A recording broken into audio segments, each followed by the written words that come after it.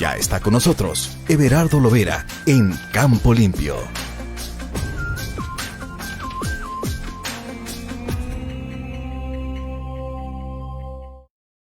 Como cada jueves, hacemos contacto hasta la ciudad de Atlacomulco a través de la vía telefónica con el ingeniero Everardo Lovera, a quien me da mucho gusto saludar. ¿Cómo está? Buenos días. Excelente, don Guillermo. Muy bien. Hoy es un día especial para los mexicanos y estamos listos. Así es. ¿Y cómo va a celebrarlo con sus elotitos asados o cómo? Sí, está en su apogeo los elotes. Bueno, hay una parte de las siembras de marzo, pues que ya está masoso, ya está cuajando y pero todavía tenemos elotes el resto de septiembre. Y ahora veo acá en Toluca que hay camiones completos, y puestos por casi toda la ciudad, ofreciendo lo mismo esquites que elotes. Y eso es excelente porque sí, de unos años para acá se incrementó la oferta, la producción y por supuesto el consumo del elote de cacahuacintle, Ujú. que es el bueno, es lo mejor que podemos nosotros producir y ofrecer a quienes no los producen, pues para que no se olviden de lo que es la calidad y lo que es la tradición de México. Y como dice El usted, cacahuacincle, ya lo comentamos, es propio de estas altitudes. así es. Y como dice usted, en el curso de la semana me refiné unos asaditos y ayer uno, cocidito. Claro, eso es parte de la cultura, es parte de nuestra riqueza. Muy bien. Bueno, pues el tema de hoy es la Ley Federal de Variedades Vegetales. Adelante. Sí, muchas gracias, don Guillermo. Pero antes de entrar en ese tema, déjenme recordar que el 9 de septiembre, el viernes pasado, se conmemoró el Día Mundial de la Agricultura. Y el lema que adoptaron fue alimentos más seguros, mejor salud. Lo comento así de rápido, solamente para contrastar que los temas o las noticias de la guerra hacen mucho ruido. La destrucción de, pues, de lo material, la destrucción de lo moral del ser humano, hace mucho ruido. Desde luego lastima, duele. Pero en contraste, la agricultura pues es producto de la observación, de del amor, del trabajo, de la especie humana, de toda la humanidad, porque en diferentes lugares, en diferentes sitios, fue apareciendo casi simultáneamente la agricultura. Y la agricultura siempre va para adelante, siempre construye. Entonces, pues solamente esa a manera de introducción, mencionarlo y entrar en materia. Fíjese que antier, ahí en el CONACYT se llevó a cabo un foro donde participaron científicos y diputados, senadores, para tratar el tema que está en discusión, ya lleva años, varios años, se refiere a la Ley Federal de Variedades Vegetales, porque pues ha despertado pues mucha polémica en virtud de que a través de los tratados, el TPP y el hoy TEMEC, antes Telecán, se ha forzado a México, y no es el único, en Latinoamérica y en otros países de Asia se ha forzado por parte principalmente de Estados Unidos y otras potencias, se ha forzado a los países a permitir el saqueo a través de la UPOV. UPOV significa Unión para la Protección de Obtentores Vegetales. Y la UPOV surge en 1961, se revisan en 1972, otra revisión en el 78 y la última o más reciente en el 91. Y en el caso de México, la Ley Federal de Variedades Vegetales es como resultado de la entrada en vigor del Telecán del 94, entonces en el 97 México se adhiere, es decir, ya en lo que se puede denominar un gobierno neoliberal de México, cede ante la UPOP de 1978 y eso, bueno, ya es un compromiso aceptado por México y otros países, la UPOP 78. Entonces, consecuencia de pues acuerdos comerciales que incluyen, así como suave o como discretamente, el saqueo, porque, bueno, dicho o traducido por la gente de la ciencia, de la academia, ¿qué es el obtentor? ¿Cómo se entiende este derecho que tienen, que se abrogan quienes están promoviendo que México apruebe a su favor la Ley Federal de Variedades Vegetales?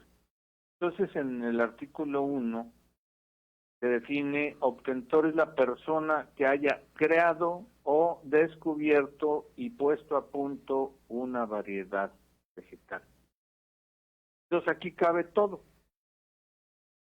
¿Por qué? Porque hasta ahorita yo no conozco a una persona que haya creado una especie vegetal. Pero dice descubierto y puesto a punto. Eso de descubierto, pues yo también puedo descubrir pues una especie silvestre, hago ciertas modificaciones y la patento, ya es mía. Y con el convenio de la UPOP, pues voy a venderla. Para eso así se traduce. Y entonces, las variedades que se crean, de comillas, deben tener 4 características: que sea nueva, que sea homogénea, que sea distinguible y que sea estable genéticamente. Y esto nos lleva a reducir la base genética, y la reducción de la base genética ha tenido en estos últimos años como consecuencia, y esto ya lo dice la FAO, que en el siglo pasado, o en la segunda parte del siglo pasado, se haya perdido el 75% de la biodiversidad por el afán de lucro de las empresas, porque en este caso, pues los gobiernos de los países biodiversos, de los países, dijéramos, del tercer mundo, como así nos consideraban, no tiene pues la infraestructura, no tiene tal vez el avance científico, no tiene las leyes que protejan la riqueza biocultural. Entonces, contrario a eso, estamos los que defendemos las semillas en lo general, pero pues para considerar como una contraparte hablamos de la semilla nativa, porque por definición la semilla nativa proviene de una amplia base genética, y lo que nosotros queremos es que se mantenga esa amplia base genética, porque es el recurso, es el arma que nos va a permitir sobrevivir ante lo que viene, el cambio climático. Para no depender de unas cuantas especies, de los cultivos principales, de los que dan riqueza económica para unos cuantos, por eso defendemos las semillas. La semilla es el resultado de mucho trabajo, de mucha ciencia, de muchas culturas, es un producto de la humanidad. Entonces, las semillas provienen de un proceso que data, los científicos dicen, más o menos 10,000 años de agricultura. Es un proceso social, biológico, que viene a partir de la observación, la selección, la siembra de esas especies que fueron domesticando. Entonces, en una semilla se encuentra el conocimiento, es resultado de un trabajo integral, porque tiene que conocer pues los fenómenos naturales, el suelo, la lluvia, tiempo de heladas, el invierno, para que una semilla prospere, dé resultados de producción, que se multiplique en términos fiables, económicos. Pues es un conocimiento, una semilla es un cúmulo de conocimiento. Y esto no puede ser de un individuo, sino es de la comunidad.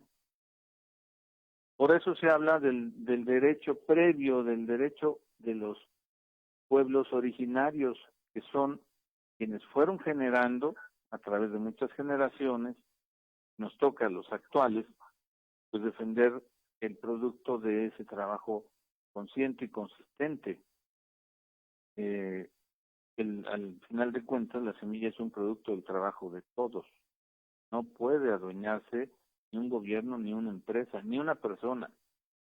Ahí está la esencia de la discusión y del debate. Porque si nosotros permitimos este saqueo, es decir, ya ha ocurrido, pero si nosotros permitimos que siga adelante, lo que nos espera, dicho en este foro, lo dijo la senadora Consuelo López, presidenta de la Comisión de Agricultura en el Senado de la República, lo que nos espera es una catástrofe ecológica.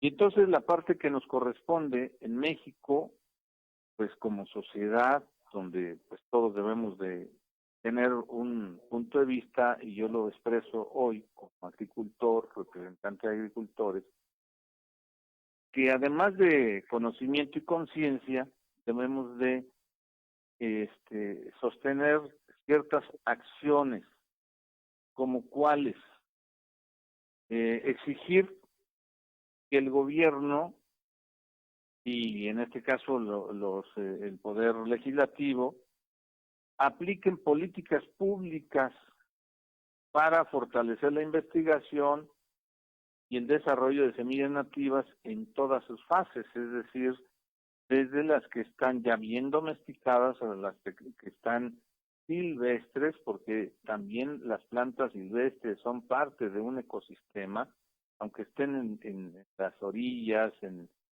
los arroyos, estén en las laderas.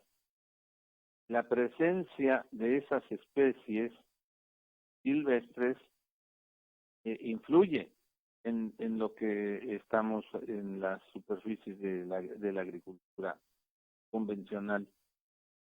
Entonces el aprovechamiento, cuando digo en todas sus fases, es desde esa parte inicial hasta el consumo de las semillas, porque no puede haber soberanía alimentaria ni de ningún tipo de soberanía. La senadora Ana Lilia Rivera definió que la soberanía es el derecho de los pueblos a definir sus propias políticas agrícolas. Lo repito, soberanía es el derecho de los pueblos a definir sus propias políticas agrícolas. Entonces, tenemos que resistir y responder con movilización social, resistencia civil o alianzas entre los productores y los consumidores, incluidos los académicos, los científicos, Y aquí incluyo los medios de comunicación, don Guillermo, para que nos respalden en la difusión de estas ideas, que nos prevengan de los peligros. Acabo de decir cuál es el peligro de una catástrofe si se reduce la base genética de las semillas de las especies.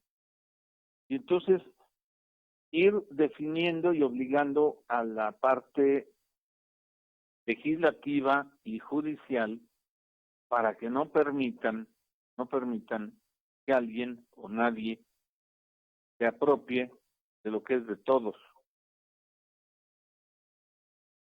¿Cómo ve? Interesante. Y bueno, ya sabe que cuenta conmigo. Claro, no, es excelente y yo le agradezco mucho de las gentes que luego ven esta entrevista en YouTube, o a veces yo la comparto. Me animan y también le reconocen a usted de veras esta posibilidad de cada 8 días de estar comentando estos temas que son muy importantes. ¿Y por qué lo tengo que destacar? Pues porque luego nos aturden con temas de guerra, pero la agricultura, sin hacer ruido, pues es la que nos tiene aquí, es decir, aquí en el planeta. Si no fuera por todo ese conocimiento acumulado en estos miles de años, pues no sé cómo sería la especie humana. Pero aquí estamos. Entonces, ya en la próxima, si usted me permite, vamos a retomar el tema del Acuerdo de París, los 17 objetivos.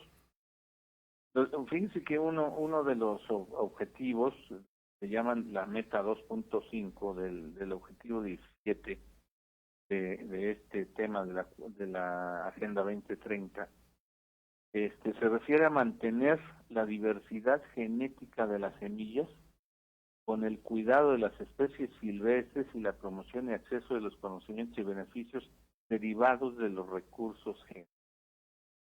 Es decir, tanto las especies que hoy en día son el sostén de la humanidad como lo que le rodea son muy valiosos y no pueden estar en pocas manos, deben de estar protegidos. Entonces, en resumen, la Ley Federal de Variedades Vegetales, que está en este momento en discusión, en el debate, lejos de facilitarle la apropiación por personas o empresas de las especies nativas, de las que ya son cultivadas, debe protegerlas. Y para ello, pues en el 2020 se aprobó la Ley de Fomento y Protección del Maíz Nativo. Claro, esa ley solamente habla del maíz. En este caso que estamos comentando de las variedades vegetales, pues, abarca todo. Entonces ya incluso se separa lo que es el maíz. El maíz para México tiene una relevancia especial y única somos país de origen. Pero se acepta que otras especies, como por ejemplo el algodón, bueno, pues que se siembre transgénico, que se siembre una variedad propiedad de Monsanto. Y tiene muchas, que ya se siembran en el mundo. Aunque el algodón también tiene una de sus subespecies originarias de México, el algodón. Pero, pues es un cultivo que se fue modificando en virtud de que le llaman cultivo industrial, es decir, pues no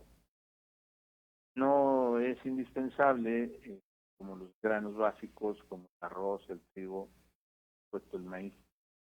Entonces, se permite, aunque la grasa derivada de la semilla del algodón sí va como un complemento forrajero para el alimento del ganado. Entonces, pongo por ejemplo eso, ¿no? Pero no podemos permitir que se apropien de nuestras variedades, porque además, por ejemplo, de las leguminosas, los frijoles, los chiles, todavía hay especies silvestres. Es decir, de toda esa diversidad, de esas especies o familias botánicas, que tienen una relación o interacción que con el medio ambiente o entre ellas, pues están ahí disponibles. Y todavía la naturaleza nos tiene una reserva genética, y esa hay que protegerla adecuadamente, con leyes adecuadas. Así estamos, don Guillermo. Pues le agradezco mucho su participación. A usted, buen día. Igualmente. Gracias al ingeniero Everardo Lovera. Hacemos una pausa.